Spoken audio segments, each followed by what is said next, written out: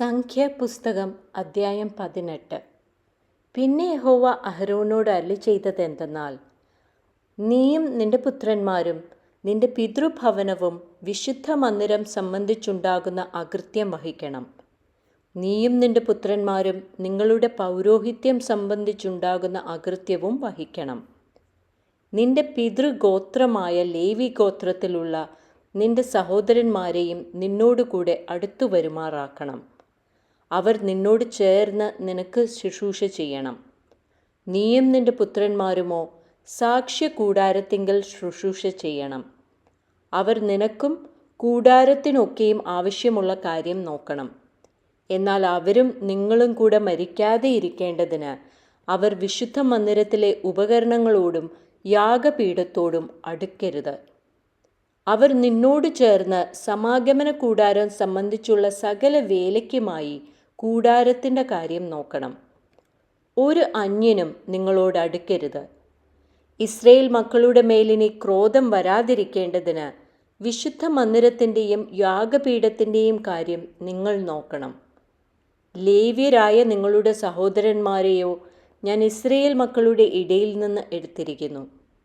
യഹോവയ്ക്ക് ദാനമായിരിക്കുന്ന അവരെ സമാഗമന കൂടാരം സംബന്ധിച്ചുള്ള വേല ചെയ്യേണ്ടതിന് ഞാൻ നിങ്ങൾക്ക് ദാനം ചെയ്തിരിക്കുന്നു. ആകയാൽ നീയും നിന്റെ പുത്രന്മാരും യാഗപീഠത്തിങ്കലും തിരശ്ശീലയ്ക്കകത്തും ഉള്ള സകല കാര്യത്തിലും നിങ്ങളുടെ പൗരോഹിത്യം അനുഷ്ഠിച്ച് ശുശ്രൂഷ ചെയ്യണം. പൗരോഹിത്യം ഞാൻ നിങ്ങൾക്ക് ദാനം ചെയ്തിരിക്കുന്നു. അന്യൻ അടുത്തു വന്നാൽ മരണശിക്ഷ അനുഭവിക്കണം. യഹോവ പിന്നെയും അഹരോനോട് അരുളിച്ചെയ്തത്, ഇതാ, എൻ്റെ ഉദർച്ചാർപ്പണങ്ങളുടെ കാര്യം ഞാൻ നിന്നെ ഭരമേൽപ്പിച്ചിരിക്കുന്നു. ഇസ്രയേൽ മക്കളുടെ സകല വസ്തുക്കളിലും അവയെ ഞാൻ നിനക്കും നിന്റെ പുത്രന്മാർക്കും ഓഹരിയായും ശാശ്വതാവകാശമായും തന്നിരിക്കുന്നു. തീയിൽ ദഹിപ്പിക്കാത്തതായി അതിവിശുദ്ധ വസ്തുക്കളിൽ വെച്ച് ഇത് നിനക്കുള്ളതായിരിക്കണം.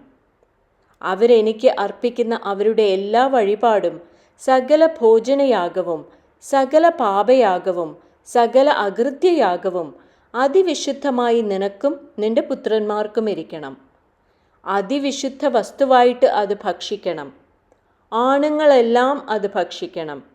അത് നിനക്ക് വേണ്ടി വിശുദ്ധമായിരിക്കണം. ഇസ്രയേൽ മക്കളുടെ ദാനമായുള്ള ഉദർച്ചാർപ്പണമായ ഇത് അവരുടെ സകല നിരാജനയാഗങ്ങളോടും കൂടെ നിനക്കുള്ളതാകുന്നു. ഇവയെ ഞാൻ നിനക്കും നിന്റെ പുത്രന്മാർക്കും പുത്രിമാർക്കും ശാശ്വതാവകാശമായി തന്നിരിക്കുന്നു. നിന്റെ വീട്ടിൽ ശുദ്ധിയുള്ളവനെല്ലാം അത് ഭക്ഷിക്കാം. എണ്ണയിൽ വിശേഷമായതൊക്കെയും പുതുവീഞ്ഞിലും ധാന്യത്തിലും വിശേഷമായതൊക്കെയും ഇങ്ങനെ അവർ യഹോവയ്ക്ക് അർപ്പിക്കുന്ന ആദ്യഫലമൊക്കെയും ഞാൻ നിനക്ക് തന്നിരിക്കുന്നു. അവർ തങ്ങളുടെ ദേശത്തുള്ള എല്ലാറ്റിലും യഹോവയ്ക്ക് കൊണ്ടുവരുന്ന ആദ്യഫലങ്ങൾ നിനക്കായിരിക്കണം. നിന്റെ വീട്ടിൽ ശുദ്ധിയുള്ളവനെല്ലാം അത് ഭക്ഷിക്കാം. ഇസ്രയേലിൽ ശപഥാർപ്പിതമായതൊക്കെയും നിനക്കിരിക്കണം. മനുഷ്യരിലാകട്ടെ മൃഗങ്ങളിലാകട്ടെ സകല ജഡത്തിലും അവർ യഹോവയ്ക്ക് കൊണ്ടുവരുന്ന കടിഞ്ഞൂലൊക്കെയും നിനക്കിരിക്കണം. മനുഷ്യൻ്റെ കടിഞ്ഞൂലിനെയോ വീണ്ടെടുക്കണം. അശുദ്ധ മൃഗങ്ങളുടെ കടിഞ്ഞൂലിനെയും വീണ്ടെടുക്കണം. വീണ്ടെടുപ്പ് വിലയോ 1 മാസം മുതൽ മേലോട്ട് പ്രായമുള്ളതിനെ നിന്റെ മതിപ്പ് പ്രകാരം 5 ഷേക്കൽ ദ്രവ്യം കൊടുത്ത് വീണ്ടെടുക്കണം. ഷേക്കൽ ഒന്നിന് 20 ഗേരാ പ്രകാരം വിശുദ്ധ മന്ദിരത്തിലെ തൂക്കം തന്നെ. എന്നാൽ പശു, ആട്, കോലാട് എന്നിവയുടെ കടിഞ്ഞൂലിനെ വീണ്ടെടുക്കരുത്. അവ വിശുദ്ധമാകുന്നു.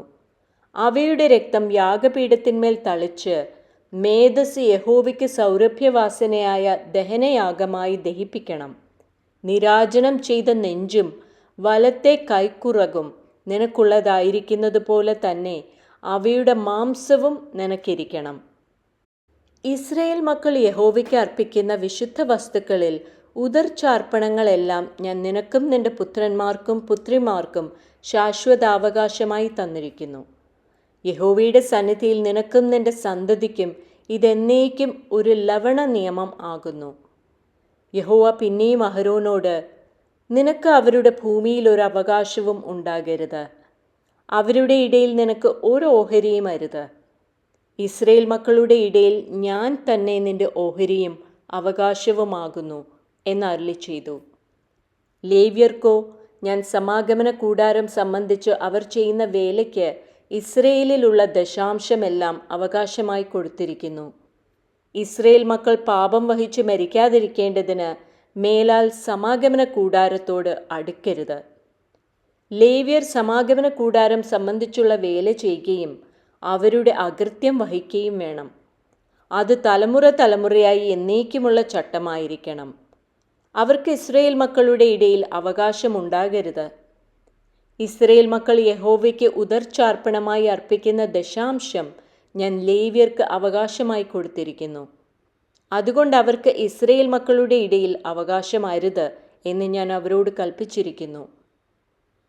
യഹോവ പിന്നെയും മോശയോട് അരുളി ചെയ്തത്, നീ ലേവ്യരോട് പറയേണ്ടത് എന്തെന്നാൽ, ഇസ്രയേൽ മക്കളുടെ പക്കൽ നിന്ന് ഞാൻ നിങ്ങളുടെ അവകാശമായി നിങ്ങൾക്ക് തന്നിരിക്കുന്ന ദശാംശം അവരോട് വാങ്ങുമ്പോൾ ദശാംശത്തിൻ്റെ 10 നിങ്ങൾ യഹോവയ്ക്ക് ഉദർച്ചാർപ്പണമായി അർപ്പിക്കണം.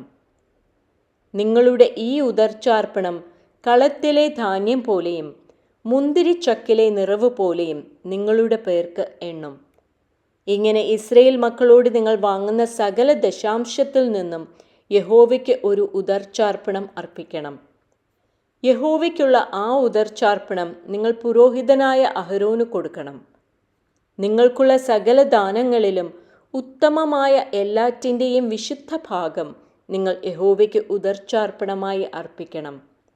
ആകയാൽ നീ അവരോട് പറയേണ്ടതെന്തെന്നാൽ, നിങ്ങൾ അതിൻ്റെ ഉത്തമ ഭാഗം ഉദർച്ചാർപ്പണമായി അർപ്പിക്കുമ്പോൾ അത് കളത്തിലെ അനുഭവം പോലെയും മുന്തിരിച്ചക്കിലെ അനുഭവം പോലെയും ലേവ്യർക്ക് എണ്ണും. അത് നിങ്ങൾക്കും നിങ്ങളുടെ കുടുംബങ്ങൾക്കും എല്ലായിടത്തു വെച്ചും ഭക്ഷിക്കാം. അത് സമാഗമന കൂടാരത്തിങ്കൽ നിങ്ങൾ ചെയ്യുന്ന വേലയ്ക്കുള്ള ശമ്പളമാകുന്നു. അതിൻ്റെ ഉത്തമ ഭാഗം ഉദർച്ച ചെയ്താൽ പിന്നെ നിങ്ങൾ അത് നിമിത്തം പാപം വഹിക്കയില്ല. നിങ്ങൾ ഇസ്രയേൽ മക്കളുടെ വിശുദ്ധ വസ്തുക്കൾ അശുദ്ധമാക്കുകയും അതിനാൽ മരിച്ചു പോകാൻ ഇടവരികയുമില്ല.